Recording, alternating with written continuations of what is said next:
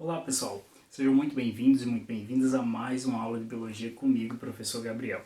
E na nossa aula de hoje vamos falar sobre a osmose. É uma aula bem específica, mas bem bacana. Eu dividi esse quadro maravilhoso aqui para a gente discutir ponto a ponto sobre a osmose e eu tenho certeza que vocês vão amar essa aula.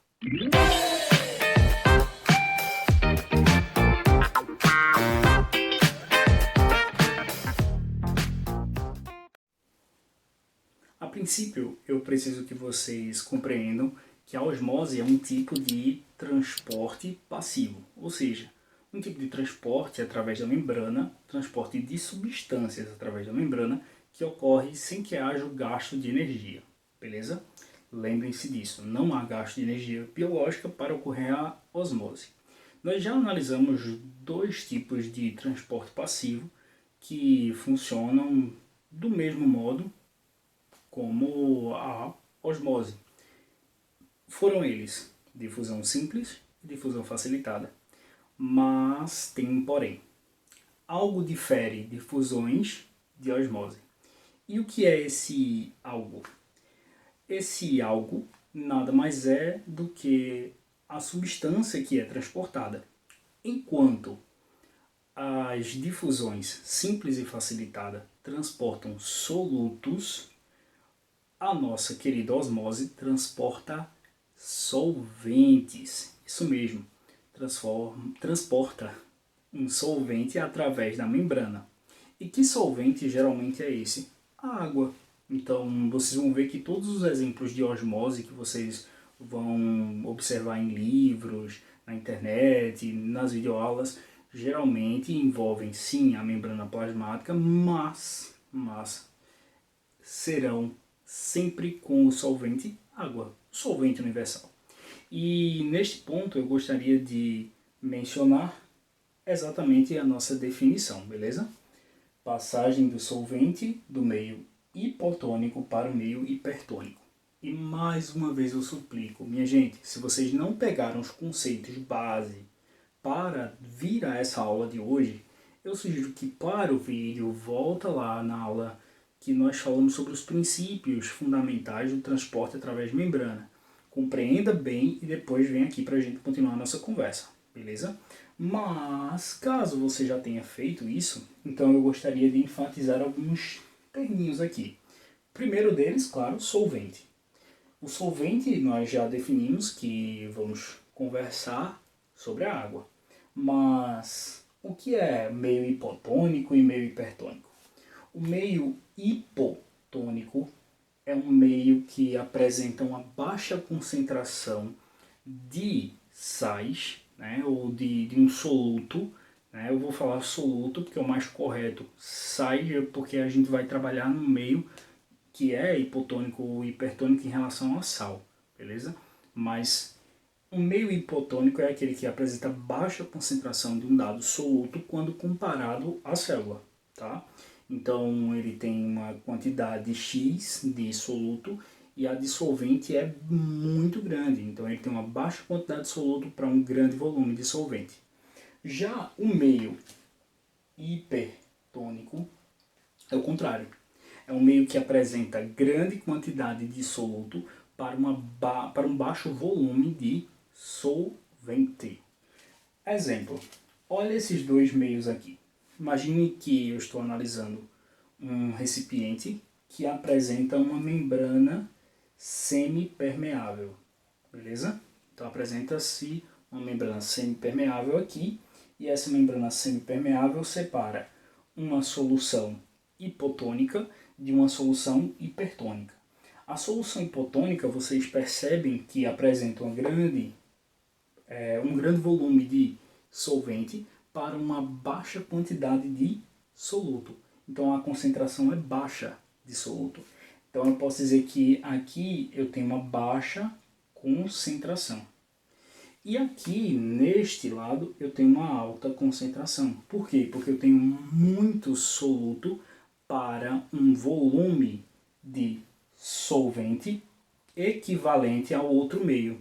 Logo, eu percebo que este meio é hipotônico e este meio é hipertônico. E o que separa esses meios? uma membrana semipermeável. Imagine que, por exemplo, uma membrana plasmática. E aí você deve estar se questionando nesse exato momento, certo? Então, de acordo com o que a gente viu na aula de difusão, a tendência é que ocorra difusão, ocorra transporte do meio mais concentrado para o menos concentrado, não é isso? Exatamente. Quando a gente está trabalhando com soluto, funciona assim. Mas se a gente vai trabalhando com solvente, a história é outra. Por quê? Imagine agora que o meu soluto nessa situação aqui é sal, ok? Sal, cloreto de sódio, NaCl, que vai estar diluído em água, consequentemente vai estar na forma de íons de sódio e de cloro. Então imagine que eu tenho um sal aí e sais têm carga iônica. E substâncias com carga iônica geralmente não passam por transporte passivo através de uma membrana, e sim por transporte ativo, tendo em vista a própria carga. Nessa perspectiva, a membrana semipermeável ali não vai permitir a passagem do soluto, não. Ela não vai permitir que essas partículas migrem para cá, não. E se ela não permite isso, eu tenho que dar um jeito de estabelecer a isotonia. Então, o que é mais provável que aconteça? Simples. É mais provável que o próprio solvente saia do meio hipotônico para o meio hipertônico. Mas aqui eu estou falando de quem? Do solvente, tá? Estou falando do solvente e não do soluto, como nós vimos nas aulas de difusão simples e facilitada. Então, eu não trago o soluto do meio mais concentrado para o menos concentrado. A osmose ocorre inversamente. Por quê? Porque eu não transporto o soluto, eu transporto o solvente. Então, o solvente sai do meio menos concentrado para o meio mais concentrado. E, consequentemente, estabelece uma isotonia, beleza? O que é isotonia? É o equilíbrio entre as duas soluções. É o equilíbrio da concentração entre duas soluções distintas. E aí, nós estabelecemos aqui um equilíbriozinho na concentração dessas duas soluções aqui. Agora imaginem essa situação. Eu tenho três recipientes, um que é hipotônico, ou seja, existe uma baixa concentração de soluto, um que é isotônico, ou seja, a concentração dele é igual à concentração da célula, que está ali no cantinho, já eu falo sobre ela, e um meio hipertônico, uma solução hipertônica, onde a concentração está alta, tem muito soluto. A célula que eu estou apresentando para vocês é uma hemácia, que vocês conhecem como hemácia ou glóbulo vermelho, mas o nome mais adequado é eritrócito. Então, nosso eritrócito, ou hemácia, ou glóbulo vermelho, como queiram chamar, eu vou chamar eritrócito, tá? Para vocês já irem se acostumando quando chegarem no curso de saúde. Então, nosso eritrócito tem uma concentração de sais equivalente ao dessa solução, a concentração dessa solução, a solução isotônica. E aí, se eu mergulhar essa hemácia no meio isotônico, o que acontecerá? Bom, nada. A minha hemácia continuará do mesmo jeitinho. Mas, se eu mergulhar a minha hemácia neste meio aqui, o que acontecerá? E se eu mergulhar a minha hemácia neste meio? Bom, é aí que tá. Vamos dar um tempinho pra gente descobrir? Bom, vamos passar o tempo com um toque de mágica. Agora que passou o tempo, vamos ver os resultados que obtivemos com as nossas hemácias, nossos eritrócitos. Bom, na solução hipotônica, onde tínhamos uma baixa concentração, olha o que aconteceu com a nossa hemácia. Ela simplesmente encheu de água. Por quê? Porque é óbvio que o meio externo tinha menos sal e o meio interno tinha mais sal. Então o que foi que o solvente fez? Ele migrou do meio externo, do meio extracelular, para o meio intracelular. Exatamente. Então ele começou a passar por osmose. Então ele migrou para solubilizar ali os sais que existiam dentro daquela célula e consequentemente ela ficou inchadona. Aqui o que aconteceu? Bom, aqui como o meio externo tinha mais sais, a tendência foi a água de dentro da célula sair. É o que acontece, por exemplo, quando você joga sal em cima do alface. Ele vai murchando, murchando, murchando, murchando e vai ficando aquele aguaceiro no prato. Por quê? Simples. Porque a água de dentro do alface vai saindo para solubilizar os sais que estão no meio externo. Perceberam? E, bom, temos um ponto interessante agora. O que acontece, de fato, com essas células se ficarem expostas tempo demais a esses meios em questão? Bom, aí nós temos poréns. Vamos lá. Primeiro, no caso da nossa hipotonia. Se eu tenho uma célula em uma solução hipotônica por tempo demais, vou pegar o lápis aqui, ela fica uma célula túrgida. Nós chamamos esse estado da célula inchadona de célula túrgida. Essa célula túrgida vai sofrer um fenômeno de ruptura de sua membrana. Por quê? Porque ela vai ficar tão túrgida, ela vai ficar tão cheia, tão estufada, que vai existir um momento onde a membrana não vai aguentar a quantidade de água que tem internamente e vai explodir, certo? Então nós vamos ter a lise da nossa membrana, tá? Ela vai se romper e o conteúdo de dentro da célula irá sair. Isso é o que a gente chama de plasmoptise. Beleza? Plasmoptise. E no caso da solução hipertônica?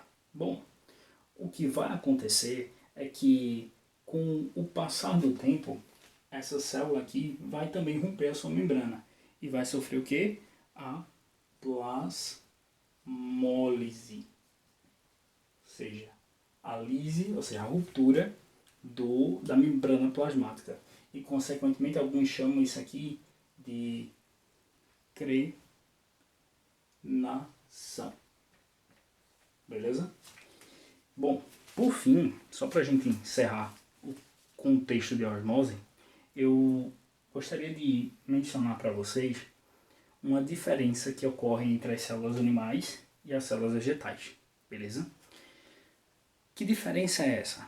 Isso se refere às células que estão imersas em um meio hipotônico. Então imagine que esse meio hipotônico ele vai estar influenciando nessas duas células, na célula vegetal e na célula animal. O que vai acontecer geralmente com a célula animal?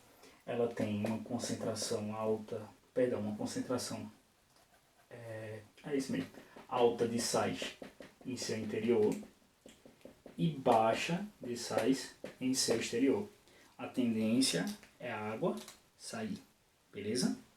Mas nesse caso aqui da nossa parede celular, e a gente já falou sobre parede celular, tá? E de sua importância para a célula vegetal. A mesma não vai permitir a saída da água. E mais, quando ocorrer, ao invés disso aqui, né, ocorrer um meio hipertônico, tá? Em vez de um meio hipotônico, o que vai acontecer? Ela também não vai permitir a entrada. Ela vai permitir sim a entrada até encher o vacúolo, mas vai ter uma hora que ela vai bloquear isso aqui. E aí, consequentemente, a célula não vai sofrer o quê? A plasmólise, beleza? Então, se aqui a célula vai permitir a entrada de água, aqui ela vai ter um limite. E esse limite vai ser pré-estabelecido por quem? Pela parede celular da célula vegetal. Então, uma parede celular serve como um regulador da entrada ou saída de água nas células vegetais. E é por isso que, por exemplo, quando a gente fica um tempinho no sol, a gente desidrata e o vegetal pode ficar o dia inteiro e não vai desidratar. E também é por isso que, no caso, o vegetal também não enche de água e tem lise celular quando, por exemplo, dá exposição à chuva. Beleza? Pessoal, eu espero que vocês tenham gostado. Eu espero que vocês tenham curtido a aula de hoje. Eu fiquei um pouquinho mais tímido hoje, mais retraído porque tá tarde. São 2h40 da manhã. Eu não quero acordar o povo. Então, fiquem com Deus. Um cheiro bem grande e até mais, tá?